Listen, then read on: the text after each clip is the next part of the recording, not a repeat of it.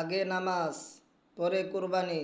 যার নামাজ নাই তার কুরবানি নাই, যার নামাজ আছে তার কুরবানি আছে। যার নামাজ নাই কুরবানি তার জন্য সফলতা বয়ে আনবে না। এই জন্য আগে নামাজ। ইন্না আতাইনা কাল কাউসার ফাসাল্লি লিরাব্বিকা ওয়ানহার। আগে নামাজ। আমাদের সমাজের ভিতরে এমন মানুষ আছে যে নামাজ পড়ে না, অথবা লক্ষ লক্ষ টাকা দামের কোরবানি তারা ছাড়ে না।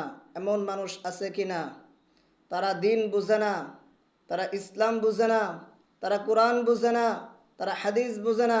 হজরত মুহাম্মদ সাল্লাল্লাহু আলাইহি ওয়াসাল্লাম এর আল্লাহর যেই ঘোষণা, এই ঘোষণা তারা জানে না।